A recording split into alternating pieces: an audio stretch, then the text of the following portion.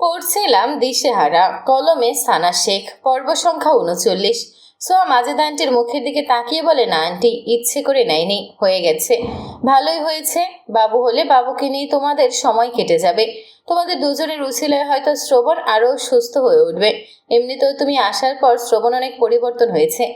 আল্লাহ যা করেন ভালোর জন্যই করেন। সোয়া চুপ করে থাকে। মাজেদ আন্টি আবার বলেন, কি খাবে বলো, সেটাই রান্না করি। আর কিছু করতে হবে না আন্টি, এত খাবে কে?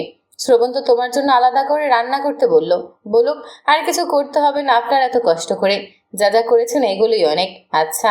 তো শ্রবণের কফির মগ হাতে নিয়ে রমি ফিরে আসে। শ্রবণকে রোমে না পেয়ে ব্যালকনিতে উঁকে দেয়। শ্রবণ ব্যালকনিতে দাঁড়িয়ে আছে সামনের দিকে দৃষ্টি রেখে। হয়তো কিছু দেখছে, নয়তো গভীরভাবে কিছু ভাবছে। তোমার কফি। শ্রবণ ঘাড় ঘুরিয়ে সুহার দিকে তাকায়, কফির মগ হাতে নিয়ে আবার সামনের দিকে তাকায়। সোহা রুমে ফিরে এসে ওয়াশরুমে প্রবেশ করে। গতকাল দুজনে ড্রেস খুলে ওয়াশরুমে রেখে দিয়েছিল। দুজনে ড্রেস ধুয়ে ওয়াশরুম থেকে বের হয়। মেলে দেওয়ার জন্য ড্রেস হাতে বেলকনিতে এসে দাঁড়ায়। শ্রবণ কফি শেষ করে দাঁড়িয়ে দাঁড়িয়ে সিগারেট টানছে। পেছন ফিরে একবার সোহার দিকে তাকিয়ে একটু সরে দাঁড়ায়। পুনরায় বাইরের দিকে তাকিয়ে সিগারেটের ধোঁয়া উড়াতে ব্যস্ত। সোহা চুপচাপ ড্রেস মেলে দিয়ে রুমে ফিরে আসে। সিগারেটের গন্ধ ওরা একদম সহ্য হয় না। বেচারি শ্রবণকে কিছু বলতেও পারে না, সহ্যও করতে পারে না। রাত পেরিয়ে নতুন ভোরের আগমন ঘটেছে। সোহা ঘুম থেকে জেগে শ্রবণকে পাশে পায়নি। ফ্রেশ হয়ে এসে বেলকনিতে দাঁড়ায়। বাইরে আজ রোদের দেখা নেই। আকাশে মেঘ জমে আছে। খুব শীঘ্রই বৃষ্টি শুরু হবে বোধহয়। সোহার ভীষণ মন খারাপ হয়ে আছে। কেন মন খারাপ সোহা জানে না। ঘুম থেকে জাগার পর থেকেই মন খারাপ লাগছে। সবকিছু বিষণ্ণ লাগছে। আকাশটাও আজ বিষণ্ণ হয়ে আছে। একটু পরেই ঝরঝর করে কেঁদে দেবে। সোহার চোখের কোণ বেয়ে পানি গড়িয়ে পড়ে। সোহা। শ্রবণের ডাক শুনে চমকে ওঠে সোহা। দ্রুত চোখ মুখ মুছে নিজেকে স্বাভাবিক দেখানোর চেষ্টা করে ব্যালকনি থেকে রুমে ফিরে আসে। শ্রবণের দিকে তাকিয়ে বলে, বলো। শ্রবণ সোহার মুখের দিকে তাকিয়ে ওয়াশরুমের দিকে এগিয়ে যায়। সোহা পেছন থেকে তাকিয়ে রইল। ডাকলো অথচ কিছু না বলেই চলে যাচ্ছে। অদ্ভুত মানুষ। শ্রবণ ফ্রেশ হয়ে বেরিয়ে আসে। বিছানার দিকে তাকিয়ে দেখে সোহা বসে আছে চুপচাপ। গা শুকিয়ে পারফিউম স্প্রে করে নেয়। তারপর কাভার থেকে প্যান্ট বের করে পড়তে শুরু করে। সোহা মিনমিন করে বলে, আমার ফোনটা? ফোন আর ব্যাগ তো গাড়িতেই রয়ে গেছে। স্টাডি রুমে এনে রেখেছি গতকালই। সোহা তাকিয়ে থাকে শ্রবণের দিকে। কখন এনেছে? ঔষধ আর খাবার আনার জন্য গিয়েছিল তখন? হতে পারে। শ্রবণ ড্রেসিং টেবিলের সামনে দাঁড়িয়ে শার্টের বোতাম লাগাতে লাগাতে বলে, আমি জানি আমি হ্যান্ডসাম, তাই বলে এভাবে তাকিয়ে থাকার মতো কিছু হয়নি। সোহা দ্রুত দৃষ্টি সরিয়ে নেয়। নিজেকে কি মনে করে, হো, দেখতেই শুধু সুদর্শন, স্বভাবে তো আস্ত একটা বজ্জাত, খিটখিটে মেজাজের তিতা করলা। গিয়ে কানসা বরাবর দেবো একটা। সোহা অবাক হয়ে বলে, কেন? কি করেছি? বকা দিচ্ছিস কেন আমাকে? কখন বকা দিলাম? একটু আগে। কোথায়? আমি তো কিছু বলিনি। মুখে দিয়েছিস নাকি? দিয়েছিস তো মনে মনে। সোহা হা করে তাকিয়ে রইল শ্রাবণের মুখের দিকে। মুখ বন্ধ কর, নয়তো হাতি ঢুকে যাবে মুখের ভেতর। সোহা মুখ ফিরিয়ে অন্যদিকে তাকিয়ে রইল। আবারও বকা দিচ্ছিস? তো সাহস কম না? অতি নিকটে শ্রবণের গলার স্বর আর পারফিউমের তীব্র ঘ্রাণ পেয়ে ফট করে ঘাড় ঘুরিয়ে তাকায় সোহা। শ্রবণ ওর সামনেই দাঁড়িয়ে আছে। এখানে আসলো কখন? এভাবে কি দেখছিস? কিছু না। দেখবি কিছু মিছু? মানে কি দেখবো? শ্রবণ সোহার উপর ঝুঁকে পড়ে। শ্রবণকে এভাবে ঝুঁকে পড়তে দেখে সোহা পেছনের দিকে ঝুঁকে যায়। শ্রবণ সোহার দোপাশে দুহাতের ভর করে আরও ঝুঁকে পড়ে। সোহা আরও ঝুঁকতে গিয়ে চিত হয়ে পড়ে যায় বিছানায়। শ্রবণ সোহার মুখের উপর ঝুঁকে পড়ে। চোখে চোখ রেখে বলে, দেখতে না পেয়েই তো বকা দিচ্ছিস। বকা দিইনি। তোমাকে বকা দেওয়ার মতো কলিজা আমার হয়েছে নাকি? দিসনি? সোহা দুদিকে মাথা নেড়ে বলে, না। শ্রবণ সোহার ঘাড়ে মুখ গুজে বলে, আদর আদর ফিলিংস হচ্ছে। সোহা শ্রবণকে নিজের উপর থেকে সরানোর চেষ্টা করে বলে, তুমি না কোথাও যাওয়ার জন্য রেডি হচ্ছ, যাও সেখানে। যাব না। আন্টি আছে ফ্ল্যাটে, চলে যেতে বলেছি। না। কি? না। তুমি সরো আমার উপর থেকে। এভাবে শুয়ে পেটে চাপ লাগছে। শ্রবণ হাতে ভর করে সোহার উপর থেকে ওঠে। সোহা নিজের ঘাড়ে হাত বুলিয়ে বলে, এভাবে কামড় দাও, ব্যথা লাগে। শ্রবণ আবার ঝুঁকে আরও একটা কামড় বসিয়ে দেয়। সোহা ঘাড়ে হাত চেপে ড্যাব ড্যাব করে তাকিয়ে থাকে শ্রবণের মুখের দিকে। শ্রবণ ঝোঁকে থেকেই সোহার পেটের দিকে তাকায়। ডান হাত দিয়ে সোহার জামার উপর দিয়ে তুলতে নিলেই সোহা শ্রবণের হাত চেপে ধরে। শ্রবণ চোয়াল শক্ত করে সোহার মুখের দিকে তাকাতেই হাত ছেড়ে দেয় সোহা। ভয় দেখানো ছাড়া আর কোনো কাজ নেই এ ছেলের। জামা একটু উপরের দিকে তুলে সালোয়ার একটু নিচের দিকে নামিয়ে সোহার পেট উন্মুক্ত করে শ্রবণ পেটের উপর হাত বলিয়ে চুমু খায় একটা।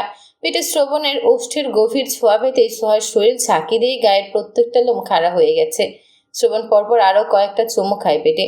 সোহাকে ছেড়ে ড্রেসিং টেবিলের সামনে এসে দাঁড়ায়। চুল ব্রাশ করতে করতে সোহার দিকে তাকায় ঘাড় ঘুরিয়ে।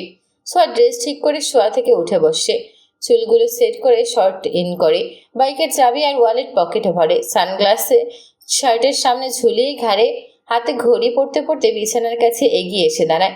ফোন পকেটে ভরে জানালা দিয়ে বাইরের দিকে তাকায়। ঝিরিঝিরি বৃষ্টি শুরু হয়েছে। বাইরে গেলে তো ভিজে জবজবে হয়ে যাবে।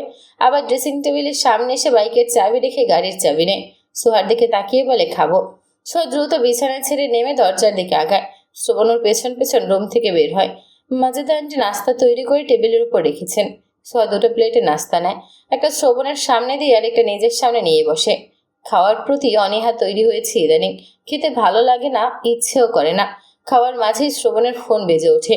পকেট থেকে ফোন বের করে দেখে হাসান কল করেছে। বল, কোথায়? নাস্তা করছি। দ্রুত আয়, আসছি। কল কেটে খাওয়ায় মনোযোগী হয় শ্রবণ। সোহা খেতে খেতে শ্রবণের মুখের দিকে তাকায় কয়েকবার। শ্রবণ মুখ তুলে ওর মুখের দিকে তাকিয়ে বলে, কি? সোহা দুদিকে মাথা নেড়ে বলে, কিছু না। কিছু লাগবে? না। শ্রবণ আর কিছু বলে না। দ্রুত খাওয়া শেষ করে ফ্ল্যাট থেকে বেরিয়ে যায়। সোহা ধীরে ধীরে খাওয়া শেষ করে রান্নাঘরে উকি দেয় একবার।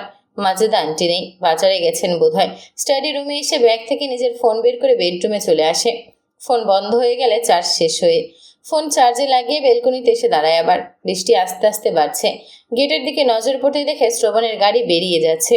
এই বৃষ্টির মধ্যে বাইরে না গেলে কি হতো? ওর একা একা থাকতে ভালোও লাগছে না। মাঝে ডানতে থাকলে ওনার সঙ্গে গল্প করতে পারত। তখনকার কথা স্মরণ হতে ডান হাতটা পেটের উপর চলে আসে সোহার। 2 দিনে শ্রবণের এত পরিবর্তন আশ্চর্যজনক ব্যাপার। সত্যি অবাক হচ্ছে গত 2 দিন ধরে শ্রবণকে দেখে। হঠাৎ করে এত পরিবর্তন অকল্পনীয়। এই ছেলে সত্যি অদ্ভুত। কখন কি ভাবে করে নিজেও জানে না বোধহয়। শ্রবণ বন্ধুদের কাছে চলে এসেছে। ঝুম বৃষ্টি শুরু হয়ে গেছে। ওরা 6 বন্ধু একটা ক্যাফেতে বসে আছে। হাসান 6টা কফির অর্ডার দেয়। সিফাত শ্রবণের মুখের দিকে তাকিয়ে বলে, শ্রবণ, তুই না বিয়ে করবি না জীবনে? যাক সে কথা, যে কারণেই হোক বিয়েটা করলি। শালা কোটিপতি ফকির, দিনমোহর দিতেই চাইলি না, কারণ জীবনেও বউকে ছবি না। কি মনে করে আবার 2015 টাকা দিলি? বিয়েই করবি না, বউকেও ছবি না। তবুও বিয়ের আধা বছর পূরণ হওয়ার আগেই বাপ হয়ে যাচ্ছিস। তোকে দেখে আশ্চর্য না হয়ে পারি না ভাই। রাব্বি বলে, মনের কথা বলছিস তুই। আমিও এটাই বলতে চাইছিলাম। যেই ছেলে জীবনে বিয়েই করবে না, মেয়ে মানুষ দেখলেই নাক সিটকে দূরে সরে যায়, সেই ছেলে আমাদের আগে বিয়ে করে বাপ হয়ে যাচ্ছে। হাসান বলে, তোরা সারাদিন বিয়ে বিয়ে বউ বউ করিস, সেজন্যই তোদের কপালে বিয়ে আর বউ কোনোটাই জুটছে না। সিফাত বলে, কবে জানিস শুনি তুইও বিয়ে করে নিচ্ছিস। সাকিব বলে, ভাই আর যাই করিস আমাদের আগে বিয়েটা করিস না। হাসান নাক মুখ কুচকে লয়ে, বিয়ে করেছে কে? কি জানি, কবে জানি শুনি তুইও বিয়ে করে বাপ হয়ে যাচ্ছিস। তাদের দুজনের তো আবার একরোগ, স্বভাব প্রায় একই। না না, করতে করতে একই কাজ করেও ফেলতে পারিস। শ্রবণ নীরব দর্শক হয়ে সকলের কথা শুনছে। এদের তো আজাইরা কথা কি খেয়ে যে আসে ওর মাথায় ধরে না। ওর তো প্রয়োজনীয় কথাও বলতে ইচ্ছে করে না। কফি চলে আসে 6 জনের। শ্রবণ কফির মগে চুমুক দিতে দিতে বাইরের দিকে তাকিয়ে থাকে। চোখ মুখ গম্ভীর, কেমন বিষণ্ণ দেখাচ্ছে। হাসান কফির মগে চুমুক দিতে দিতে শ্রবণের দিকে তাকিয়ে থাকে। বাকিরা গল্প করছে আর কফির মগে চুমুক দিচ্ছে। শ্রবণ হাসানের ডাক শুনে ঘাড়ে ঘুরিয়ে পাশে তাকায় শ্রবণ। কি হয়েছে? শ্রবণ দুদিকে মাথা নাড়ায়। হাসান বলে, মন খারাপ কেন? ভাল লাগে না কিছু? স্ট্রেস কমা। কেন এত টেনশন করিস? যা হবে ভালোই হবে।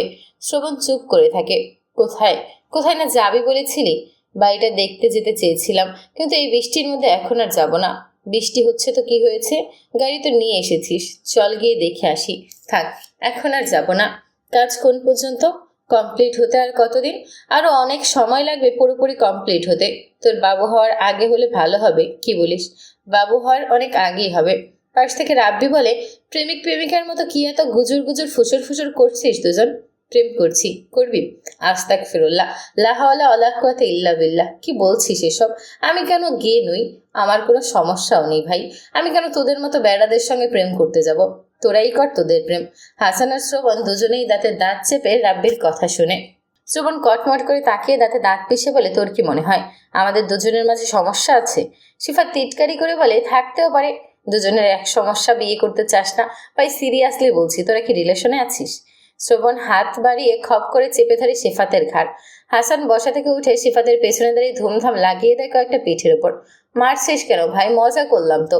এই শ্রাবণ ছাড়। বাকি তিনজনের দিকে তাকিয়ে হাসছে। ক্যাফেতে বসে থাকা বাকিরা ওদের 6 জনের দিকে তাকিয়ে আছে। এশার নামাজের পর ফ্ল্যাটে ফেরে শ্রবণ। ফোনে সামাদ চৌধুরীর সঙ্গে কথা বলতে বলতে দরজা লাগিয়ে রুমের দিকে আগায়। রুমে এসে বিছানার দিকে তাকিয়ে দাঁড়িয়ে যায়। কথা বলা শেষ করে ফোন রাখে। সোহার দিকে তাকিয়ে গম্ভীর্য ভাব ধরে রেখে বলে, প্রত্যেকদিন যে ব্ল্যাঙ্কেট মুড়ি দিয়ে এভাবে বসে থাকিস তাতে তোর ভয় কমে যায়? ওপর নিচ মাথা নাড়ায়। শ্রবণ আগের মতো একইভাবে বলে, ব্ল্যাঙ্কেট মুড়ি দিয়ে এভাবে বসে থাকলে ভূত তোকে ধরতে পারবে না? জানি না তো, এভাবে বসে থাকলে আরো ভালোভাবে ধরতে পারবে। পেছন থেকে আসবে, তারপর তোর ঘাড়ে চেপে বসবে। শ্রবণের কথা আর গলার স্বর শুনে ভয় পেয়ে দ্রুত বিছানা ছেড়ে নেমে শ্রবণের গা ঘেঁষে দাঁড়ায় সোহা। বিছানার দিকে তাকিয়ে শ্রবণের মুখের দিকে তাকায়। ভয়ার্ত কণ্ঠে বলে, সত্যি সত্যি পেছন থেকে এসে ঘাড়ে চেপে বসবে? শ্রবণ মাথা নাড়ায়। গলার স্বর আগের চেয়েও ভারী করে বলে, সত্যি সত্যি ভূত আছে এই ফ্ল্যাটে? হ্যাঁ। সোহা ভয়ে আতঙ্কে শ্রবণের বুকের সঙ্গে লেপটে যায়। এক হাতে জড়িয়ে ধরে অন্য হাতে শার্ট খামচে ধরে। রুমের চারদিকে নজর বুলিয়ে বলে, তুমি সন্ধ্যার পর কেন বাইরে থাকো? এখন এই ভূতের জন্য কি দিনরাত বইয়ের আঁচল ধরে ঘুরবো আমি? যদি ভূত এসে আমাকে মেরে ফেলে? মারবে কেন? তুই ভূতের সঙ্গে বন্ধুত্ব করে নে। এমনিতেও তুই তো ডাইনির বাচ্চা, জুনিয়র ডাইনি। তুমি সন্ধ্যার পর কোথাও যেও না প্লিজ। আমার অনেক ভয় লাগে একা একা থাকতে। একা কোথায়? বাবু তো আছেই তোর সঙ্গে। কোথায় বাবু? ও তো এখন পেটের ভেতরেই রয়েছে। ভূত তো আছে, ওরা থাকতে কিসের ভয়? আমি কত বছর ওদের সঙ্গেই আছি। তোমাকে ভয় দেখায় না ওরা? না, মিথ্যে বলছো তুমি, তাই না? কোনো ভূত নেই। এই ডাইনির বাচ্চা, ভূত নেই তাহলে ভয় পাস কেন? দুনিয়ায় ভূত বলতে কিছু আছে? যদি কিছু থেকে থাকে তাহলে তোর মা, খালা আর তোর নানি। ডাইনি, রাক্ষসী, শয়তান সব ওরাই। এছাড়া ওরা ছাড়া দুনিয়া আর কোনো ভূত প্রেত নেই। একদমে কথাগুলো বলে থামে শ্রবণ। সোহাকে নিজের কাছ থেকে সরিয়ে দিতে বলে, ছাড় এখন। সবসময় শুধু চিপকে যাওয়া অসভ্য মেয়ে। সোহা শ্রবণের কাছ থেকে দূরে সরে দাঁড়ায়। আশেপাশে নজর বোলাতে বোলাতে সেন্টার টেবিলের কাছে এসে দাঁড়ায়। গ্লাসে পানি ঢেলে ঢক ঢক করে পুরো 1 গ্লাস পানি পান করে। ভয়ে গলায় শুকিয়ে গিয়েছিল। শ্রবণ শার্ট খুলে বেল্ট খুলতে খুলতে সোহার দিকে তাকায় আবার। একটা মানুষ এত ভয় কিভাবে পায়? ভূত বলতে দুনিয়ায় আদৌ যে কোনো কিছু নেই, এটা এই মেয়েকে কিভাবে বোঝাবে? রোজ রোজ ভূতের ভয়ে ব্ল্যাঙ্কেট মুড়ি দিয়ে বসে থাকে। শ্রবণ গোসল সেরে বেরিয়ে আসে। চুল মুছতে মুছতে সোহার দিকে তাকিয়ে বলে, খাবো। সোহা বিছানা থেকে নেমে দাঁড়িয়ে থাকে। দাঁড়িয়ে আছিস কেন? তুমিও চলো, গিয়ে বাড়তে থাক, আসছি। একা একা যেতে ভয় লাগে। ধরে একটা আছাড় মারবো দেখিস। যা কিছু নেই। ধমক খেয়ে ভয়ে ভয়ে রুম থেকে বের হয় সোহা। পুরো ড্রয়িং রুমে নজর বোলাতে বোলাতে রান্নাঘর দিকে আগায় ফ্রিজ থেকে ঠান্ডা পানি আনার জন্য। রান্নাঘরের কাছাকাছি আসতেই নজরে পড়ে শোকেসের পাশে। ওখানে লাইটের আলো পৌঁছায়নি। অন্ধকার মধ্যে জল জলে আলো জ্বলছে। কাছে আরো দুটো চোখ। ভয়ে সোহার গলা শুকিয়ে কাট। চোখ বন্ধ করে এক চিৎকার দিয়ে রুমে দৌড় দেয় ভূত ভূত বলে। সোহার চিৎকার শুনে শ্রবণ রুম থেকে বেরিয়ে আসে। দরজা পার হতেই সোহা এক লাফে ওর কোলে উঠে গলা জড়িয়ে ধরে খারাপ মুখ গুজে দেয়। হঠাৎ এমন হওয়ায় ঝোঁক সামলাতে না পেরে কয়েক কদম পিছিয়ে যায় শ্রবণ। শক্ত হাতে সোহাকে আগলে ধরে স্থির হয়ে দাঁড়ায়। চারপাশে নজর বোলাতে বোলাতে উদ্বিগ্ন হয়ে বলে, কি হয়েছে? শ্রবণের ঘাড়ে মুখ গুজে রেখে ভয়ার্ত কণ্ঠে কাঁদো কাঁদো হয়ে বলে, রান্নাঘরের ওখানে ভূত। ভূত? কিসের ভূত? একটু আগেই না বললাম ভূত বলতে কিছু নেই? আছে, আমি দেখেছি। কোথায়? সোহা মুখ না তুলে হাত দিয়ে ইশারা করে দেখিয়ে দেয়। শ্রবণ সোহাকে কোলে নিয়ে সেদিকে পা বাড়ায়। সোহা ছটফট করে অস্থির হয়ে বলে, যেও না, ভূত আছে ওখানে, রুমে চলো। চুপ করে থাক, দেখি কোন ভূত এসেছে তোকে খাওয়ার জন্য। সত্যি সত্যি ভূত আছে। চোখ দুটো জল জল করছিল। আমি যাব না ওখানে। শ্রবণকে তবুও সেদিকে আগাতে দেখে সোহা আরো শক্ত করে ওর গলা জড়িয়ে ধরে। 2 পা দিয়ে পেঁচিয়ে ধরে আছে কোমর। রান্নাঘরের কাছাকাছি আসতেই দেখে ছোট্ট একটা বিড়াল ভয়ে জড়সড় হয়ে এদিক ওদিক দেখছে। ওদের দেখতেই দৌড়ে রান্নাঘরে ঢুকে যায়। শ্রবণ রান্নাঘরের দরজার দিকে তাকিয়ে ফোঁস করে শ্বাস ছাড়ে। নিজে তো ভয় পেয়েছে, এই সঙ্গে বিড়াল আর ওকেও ভয় পাইয়ে দিয়েছে। কারো পোষা বিড়াল এটা। ফ্ল্যাটে ঢুকলো কিভাবে আর কখন ঢুকলো? ও যখন এসেছে তখন হতে পারে। ও হয়তো খেয়াল করেনি। রান্নাঘরের দিকে এগিয়ে যেতে যেতে চিবিয়ে চিবিয়ে বলে, এভাবে যে দৌড় দিলি, ভুলে গেছিস তুই যে প্রেগনেন্ট? ঠাস করে যদি পড়তি, বাবুর যদি কোনো ক্ষতি হয়। এত বড় একটা ডাইনি হয়ে সামান্য 2 ইঞ্চির একটা বিড়াল দেখে কিভাবে ভয় পাস?